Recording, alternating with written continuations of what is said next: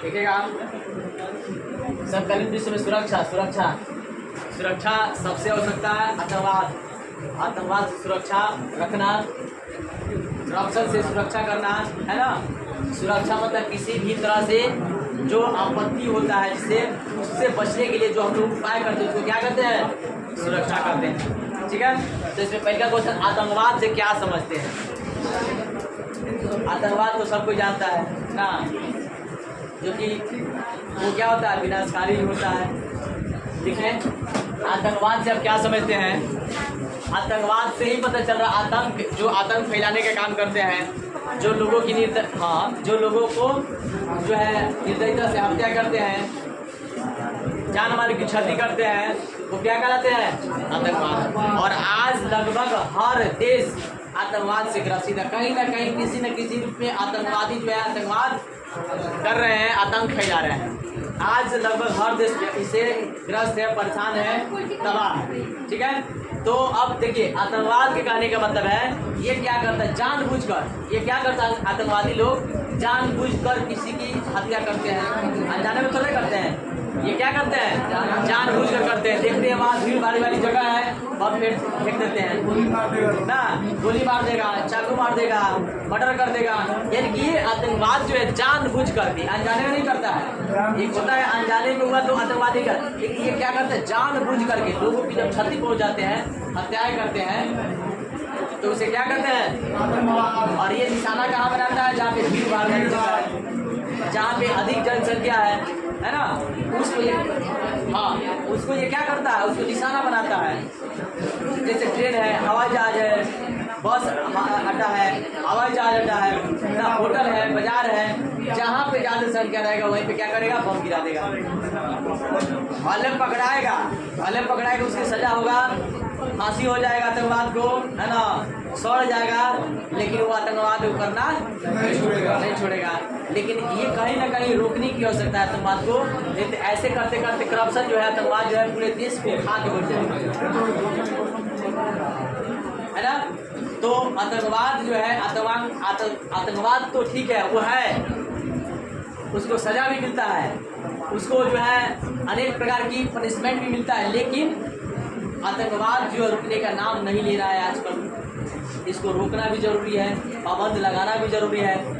देश में आगे सुरक्षित आतंकवाद, एक चीज बताइए, आतंकवाद जहाँ बम फेंकता है वहाँ लोगों को पहचान के फेंकता है, यह हमारा मित्र है, किसी को नहीं पहचान। देखिए आतंकवाद का कोई रिलीजन नहीं होता है, आतंकवाद का कोई धर्म नहीं होता है, वो सीधे एक ही है, वो विनाशकारी है ना। वो किसी को नहीं पहचानेगा, किसी को नहीं छोड़ेगा, बस उसका एक ही मकसद है कि हमको जो है आतंक फैलाना है, दहशत फैलाना है, बर्बाद करना है। तो वो भी आखिर बर्बाद होता है, वो थोड़े बचता है, वो भी बर्बाद होता है, लेकिन उसका एक बना हुआ है, दिमाग में गूंज रहा है ना, कि हमको क्या करना है, बर्बाद करना, आतंक फैलाना है, लोगों को डराना है, धमकाना है। तो इसको रोकने का भी अनेक प्रकार के उपाय भी सरकार के द्वारा और पूरे विश्व में ऐसे किया जा रहा है, ताकि आतंकवाद रुक जाए ना, अस्थिर हो जाए। और इस पे चल रहा है, जो सरकार का कार्यक्रम है वो चल ही रहा है रुकने का। ठीक है, तो आतंकवाद समझा है ना, आतंकवाद दिखा जाएगा। चलिए, प्रश्न है ओजोन परत छिद्र क्या है। ओजोन परत बहुत ही इम्पोर्टेंट ये क्वेश्चन है और जानना भी जरूरी है। त्वचा क्या होता है? हाँ, बहुत सारे इससे बीमारी होता है। सूर्य के प्रकाश से जो पराबैंगनी किरण होती है, गामा किरण होती है, डायरेक्ट हम तक नहीं पहुँचने देता है। ये ओजोन परत क्या करता है, इसको रुई की बात होता है, सूख लेता है, बाकी जो होता है वो हम तक पहुँचता है ना। देखिएगा पहले, ओजोन परत जो है, ओजोन परत जो वायुमंडल के दूसरी सतह को, है ना, जो ओजोन गैस की परत है उसे क्या कहते हैं, ओजोन परत कहते हैं। और इस दूसरा का जो सतह है उसको क्या कहते हैं, स्ट्रेटोस्फीयर कहते हैं। वायुमंडल की दूसरी सतह को क्या कहते हैं, स्ट्रेटोस्फीयर कहते हैं। ठीक है, और ये ओजोन परत का सबसे पहले खोज जो है 1913 कब किया गया था, 1913 में। किसके द्वारा, चार्ल्स फैबरी और इन दोनों लोगों के द्वारा किया गया था 1913 में ये ओजोन परत की खोज। है ना।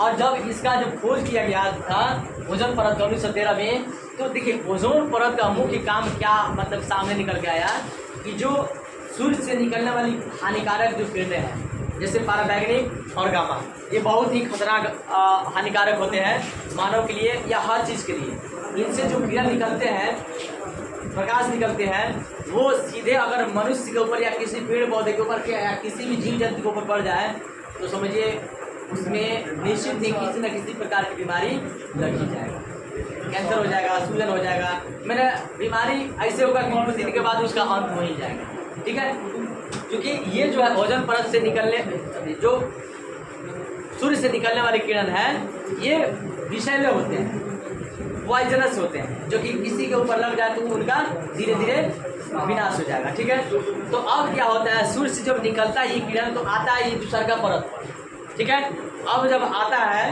तो ये रुई की भांति है, उसको क्या करता है, अवशोषित कर लेता है, खींच लेता है। सबसे पहले आएगा तो उस पर टकराएगा, तो उस पर आएगा टकराएगा तो क्या करेगा, उसको खींच लेगा, है ना, रुई की भांति है, उसको अवशोषित कर लेगा। अवशोषित कर लेगा तो उसका प्रभाव बिल्कुल कम हो गया।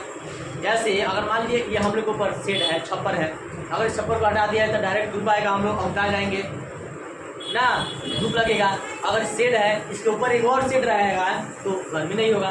देखिए छत जो होता है ना, अगर सिंगल छत है तो ज़्यादा गर्मी होता है, अगर छत के ऊपर छत है तो नीचे वाला छत में कम गर्मी होता है, क्योंकि वो गर्म नहीं होता।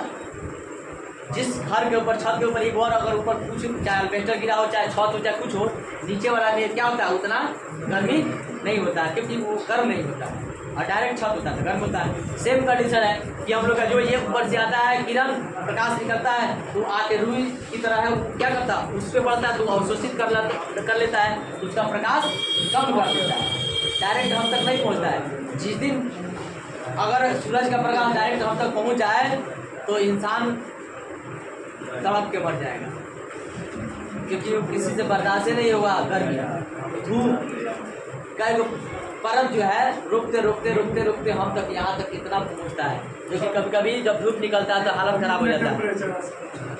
कभी कभी क्या होता है, हालत खराब हो जाता है ना।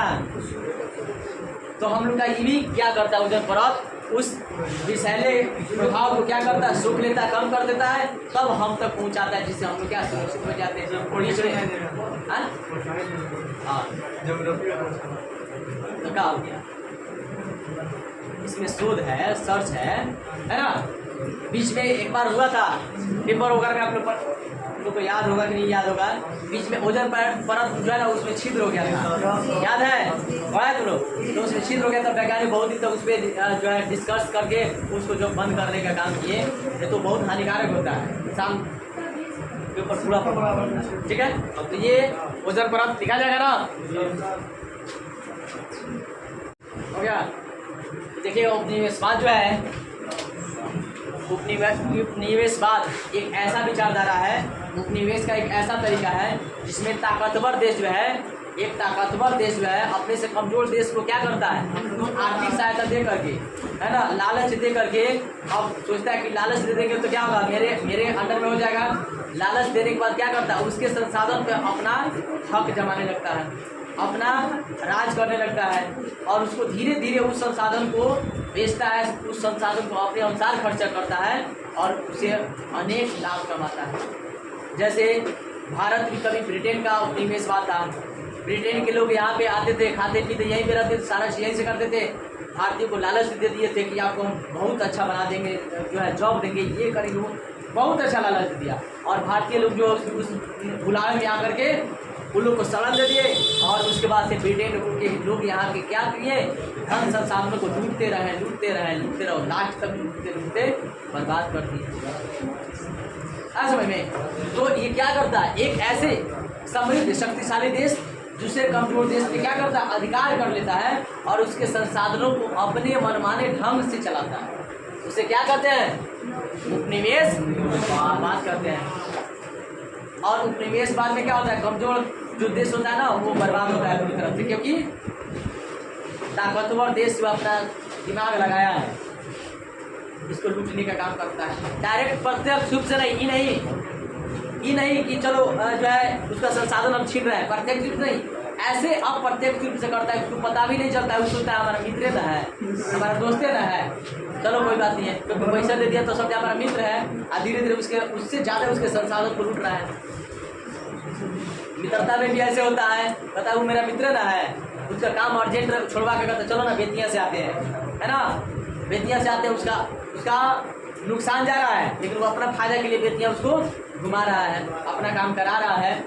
देखो डायरेक्ट नहीं बोला है कि चल बेतिया में 4 घंटा लगेगा, डायरेक्ट नहीं बोला, नहीं तो नहीं जाता। अप्रत्यक्ष रूप से उस बेचारे का नुकसान हो रहा है और अप्रत्यक्ष रूप से वो अपना काम करा रहा है, शोषण कर रहा है ना।